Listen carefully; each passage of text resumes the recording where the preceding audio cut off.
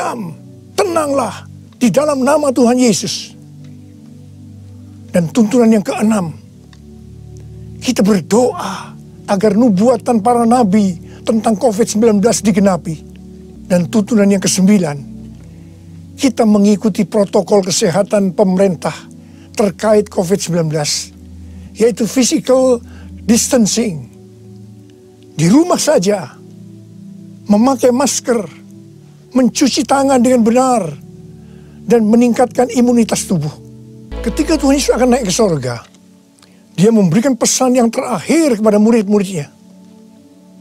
Ada berapa banyak murid Tuhan Yesus di tempat ini? Boleh angkat tangan. Berarti ini juga pesan buat kita semua. Katakan amin. Kisah para Rasul 1 ayat 8 berkata, tetapi kamu akan menerima kuasa kalau Roh Kudus turun ke atas kamu. Dan kamu akan menjadi saksiku di Yerusalem dan di seluruh Yudea dan Samaria dan sampai ke ujung bumi. Untuk melakukan amanat agung Tuhan Yesus, maka kita harus menerima kuasa Roh Kudus. Jadi 10 hari setelah Tuhan Yesus berada di sorga, pada hari raya Pentakosta, Roh Kudus dicurahkan. Murid-murid Tuhan Yesus dipenuhi Roh Kudus dengan tanda awal berbahasa roh. Dan mereka melakukan amanat agung Tuhan Yesus. Ini yang Tuhan sebutkan sebagai Pentakosta pertama. Sebab dalam kurun waktu 100 tahun, 70% dari dunia yang dikenal waktu itu menjadi Kristen. Apakah amanat agung Tuhan Yesus sudah selesai? Belum. Belum. Karena itu, pada tahun 1906, Tuhan mencurahkan Roh Kudus di Azusa Street. Seorang hamba Tuhan yang bernama William Seymour dipakai Tuhan. Ini yang Tuhan sebutkan sebagai Pentakosta yang kedua. Pentakosta kedua ini dahsyat. Mengapa? Sebab menurut Gordon Conwell Theological Seminary, bahwa 77,9% dari kekristenan yang ada saat ini dimulai dari awal tahun 1900. Berarti itu dimulai dari peristiwa di Azusa Street ini. Apakah amanat agung Tuhan Yesus sudah selesai? Belum. Tahun 1909, William Seymour bernubuat bahwa kira-kira 100 tahun ke depan, itu berarti hari-hari ini, Roh Kudus akan dicurahkan lebih dahsyat dibanding di Azusa Street. Dikatakan bahwa gerakan ini tidak akan berhenti sampai Tuhan Yesus datang kembali. Jadi ini adalah pencurahan Roh Kudus yang terakhir sebelum Tuhan Yesus datang kembali. Tahun 2013, Tuhan memberikan nama peristiwa pencurahan Roh Kudus ini sebagai Pentakosta yang ketiga. Dengan adanya Pentakosta yang ketiga ini, amanat agung Tuhan Yesus akan selesai. Dan Tuhan Yesus akan datang kembali. Dalam acara Trumpet Call tanggal 15 April 2020 di Indonesia, Cindy Jacob dan Chuck Pierce bernubuat untuk Indonesia. Cindy Jacob bernubuat bahwa setelah COVID-19 selesai, Tuhan Yesus akan mencurahkan Roh Kudus secara besar-besaran atas Indonesia, yaitu Pentakosta yang ketiga. Kalau Pentakosta pertama terjadi di kamar loteng Yerusalem, Pentakosta kedua terjadi di Los Angeles, Azusa Street, maka Pentakosta ketiga terjadi di Indonesia. Haleluya! Akan terjadi lambatan Tuhan yang terbesar di Indonesia. Dan Tuhan Yesus berkata, siapkan dirimu untuk pencurahan Roh Kudus besar-besaran. Roh Kudus akan melanda dengan dahsyat mulai dari timur ke barat. Bersiaplah untuk memasuki era Pentakosta ketiga. Chuck Pierce bernubuat bahwa Tuhan sedang membawa pasukan Tuhan di Indonesia memasuki musim yang baru, yaitu menyiapkan lumbung-lumbung untuk menampung tuaian jiwa-jiwa. Dan Tuhan memberitahu kepada saya, agar memeriksa barisan dari kul. Pemuritan akan terjadi di kul. Dan saya minta, sekali lagi saya mau katakan, saya minta agar saudara-saudara bergabung dalam kul. Mari, saya akan berdoa agar Roh Kudus dicurahkan memenuhi kita semua. Dan untuk memberikan kepada kita kuasa untuk melakukan amanat agung Tuhan Yesus. Mari, saya ajak saudara untuk menyanyikan lagu ini bersama-sama. Curahkanlah kuasa-Mu Tuhan, mujizat terjadi sekarang ini. Mujizat terjadi sekarang ini. Mujizat terjadi sekarang ini.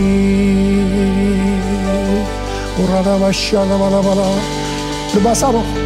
Berbahasa roh saat ini. Berbahasa roh dengan kuat. Berbahasa roh. Berbahasa roh.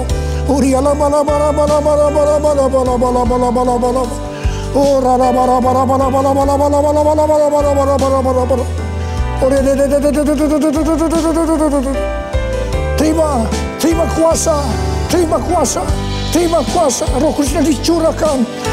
Api Pentakosta sedang turun saat ini. Terima kuasa untuk menjadi saksi Yesus, untuk melakukan amanat agung Tuhan Yesus. Terima.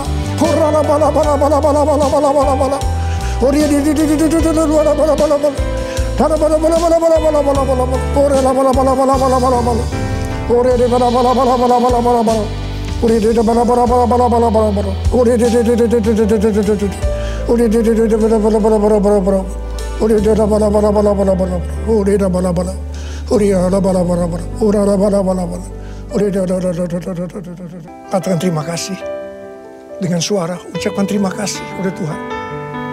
Ucapkan terima kasih kepada Tuhan. Mari saudara, angkat tangan saudara. Terima kasih berpenjagaan selama ini, perlindungan-Mu terhadap anak-anak-Mu ya Tuhan. Sehingga hari ini, pada hari peringatan kenaikan Tuhan Yesus ke sorga, kami boleh mengadakan perjamuan kudus bersama-sama. Istilah untuk Pentakosta ini disebut yang perjanjian lama, yaitu Hari Raya 7 Minggu. Lalu dia juga disebut Hari Raya Penuaian. Nah, ini semua istilah sangat penting karena nanti akan bersifat teologis. Ini istilah-istilah yang disebut berhubungan dengan Hari Raya Pentakosta di dalam Perjanjian Lama. Tuhan tetapkan 3 hari raya yang berhubungan dengan ziarah. Nah, saudara perhatikan, semua hari raya ini intinya bukan di pesta. Intinya ada sesuatu di balik hari raya itu. Ini adalah hari raya panen. Hari raya di mana orang akan diutus ke ladang untuk memanen semua hasil panenan. Ini hari raya yang berhubungan nanti dengan Pentakosta.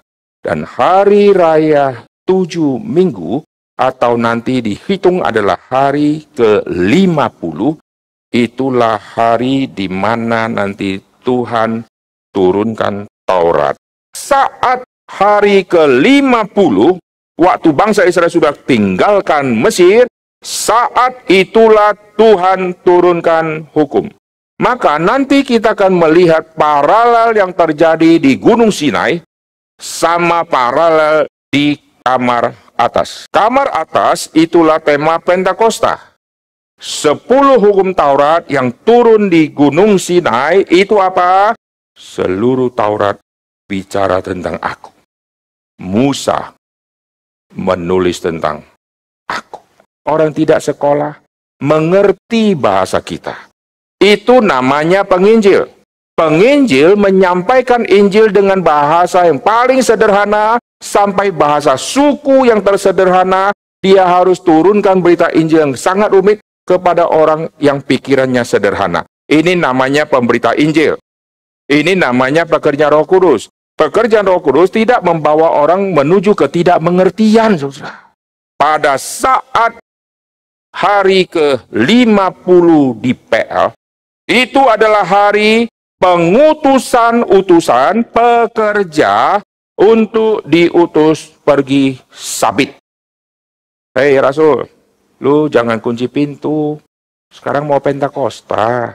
Nanti waktu Pentakosta, Roh Kudus kalau turun, lu nggak boleh di kamar. Kau akan pergi dari Yerusalem sampai ke ujung bumi. Kenapa? Karena ladang sudah menguning, kau pekerja yang diutus untuk memanen. Sulungnya bukan sabitan pertama lagi, tetapi ini bicara perwakilan dari semua bangsa-bangsa. Sabitan pertama, inilah perwakilannya. Mereka adalah orang yang dipersembahkan untuk Tuhan. Perwakilan ladang, perwakilan bangsa-bangsa ini atau orang-orang kunci ini waktu mereka berkumpul, inilah sabitan panen pertama. Mereka ini siapa? Mereka ini berkumpul gitu ya. Kami ini mereka pendatang, baik orang Yahudi maupun penganut agama Yahudi, orang Kreta, orang Arab. Kita mendengar mereka berkata-kata dalam bahasa kita sendiri. Berarti Petrus berkhotbah dalam bahasa Galilea, orang Arab dengarnya dalam bahasa Arab. Itulah mujizat Pentakosta. Mujizat Pentakosta, Roh Kudus membuat berita firman menjadi bisa dimengerti oleh semua kuping-kuping yang tidak mungkin bisa mengerti karena beda bahasa ibu. Roh Kudus membawa manusia untuk mengenal Kristus dengan bahasa yang dimengerti oleh semua orang yang hadir. Kalau pakai istilah kebaktian, saudara. Sekarang orang kebaktian pulang nggak ngerti. Pulang kebaktian harus mengerti. Karena Alkitab Tuhan wahyukan pakai bahasa manusia untuk kita mengerti. Waktu orang tanya Yesus, Yesus ajarilah kami berdoa. Yesus pakai bahasa manusia atau bahasa lain?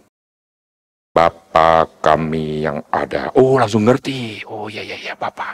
Bapa kami. Coba Yesus pakai bahasa Hokkien. Wah, orang Yahudi bingung. Apa ini? Yesus pakai Mandarin dan sedikit Korea, susah. Orang nggak ngerti, lu ngomong apa? Gua nggak ngerti. Tapi Yesus bilang, Bapa kami yang ada. Oh, langsung mengerti, saudara. Zaman Yesus bicara pakai bahasa Aram. Jadi mereka mengerti. Tapi waktu dia bicara dengan bahasa manusia, itulah doa yang kita ucapkan di kebaktian minggu. Orang dengar langsung ngerti. Oh iya. Amin, amin, amin. Dengan ngerti, baru bisa amin. Kalau tidak ngerti, gimana gua amin, saudara? Coba sekarang saya bahas ini dengan bahasa Hokkien. Saudara mulut mau amin, nggak tahu amin yang mana, nggak ngerti semua. Tapi setelah saya bicara ada amin, amin, amin. Karena apa? Karena mengerti. Oke? Taurat waktu turun, apa yang terjadi? Mereka sujud menyembah kepadanya. Lalu mereka pulang ke Yerusalem dengan sangat bersuka cita. Kok bisa? Waktu mati hari ketiga bangkit nangis semua. Waktu pergi lama malah bersuka cita. Apa yang membuat mereka bersuka cita? Dan ini berhubungan dengan tema ketubah, berhubungan dengan tema matan. Sebab aku cemburu kepada kamu dengan cemburu ilahi. Karena aku telah mempertunangkan kamu kepada satu laki-laki untuk membawa kamu sebagai perawan suci kepada Kristus. Jemaat Korintus banyak karunia. Banyak orang kutip karunia dari Korintus. Tapi jemaat Korintus adalah jemaat yang paling brengsek di seluruh jemaat yang Paulus pernah layani di dalam dunia. Katanya sudah Kristen, katanya punya karunia, tapi hidupnya amburadul. Roh Kudus kalau sudah bekerja, membuat manusia insaf akan dosa, membuat manusia lebih mencintai Kristus. Saudara mau menilai hamba Tuhan, gereja yang sungguh-sungguh ada Roh Kudus gampang. Nilai dari Kristusnya dia kabarkan berapa persen, Alkitabnya dia kabarkan berapa persen. Karena Kristus sama Roh Kudus akan tinggikan Kristus. Roh Kudus akan bawa manusia untuk mengerti seluruh kebenaran. Itu di dalam kalimat Tuhan Yesus. Roh Kudus itu kalau datang, dia akan menjadi pengajarmu. Membuat engkau mengerti seluruh kebenaran. Bukan hanya kitab PB, tapi seluruh kebenaran. Kenapa kita sudah bergereja? Kenapa kita sudah beragama Kristen? Kenapa pengertian Alkitab kita tidak nambah-nambah? Bukankah ada Roh Kudus? Roh Kudus membawa kita semakin mengerti Alkitab. Mestinya setiap tahun kita semakin limpah. Dan 10 tahun jadi Kristen, sudah bisa jadi dosen teologi. Amin. Maka di Alkitab dikatakan, kenapa kau masih perlu diajarkan ajas-ajas pokok? Karena kau bayi rohani. Kau belum sampai dewasa rohani.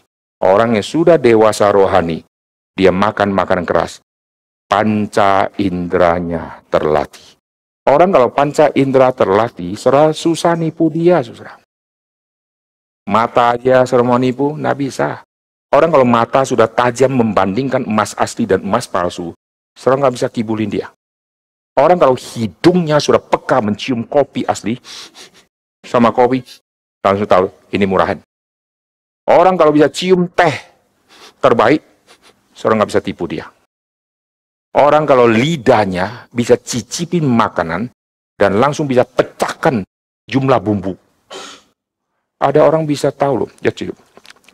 Dia tulis, ini ada bawangnya, mericanya, gulanya, garamnya. Dia bisa pecahkan semua. Sumpah mati kalau saya makan nggak tahu saudara. Yang penting manis ada gula. Tapi dia pecah-pecah. Ada ketumbarnya, ada jahe sedikit. Bisa tahu saudara. Itu ilmu dari mana? Saudara mau nipu dia nggak bisa. Itu lidahnya luar biasa. Kalau orang sudah peka kayak gini, saudara nggak mungkin tipu dia. Kenapa? Karena dia sudah dewasa. Kenapa kita gampang ditipu? Khotbah kita kena tipu. Tafsirkan Alkitab kita kena tipu. Karena kita dari dulu suka minum susu. Maka biar mulai hari ini, waktu kita mau masuk ke Pentakosta, pekerjaan Roh Kudus itu sangat besar. Dia membawa kita untuk mengerti seluruh kebenaran.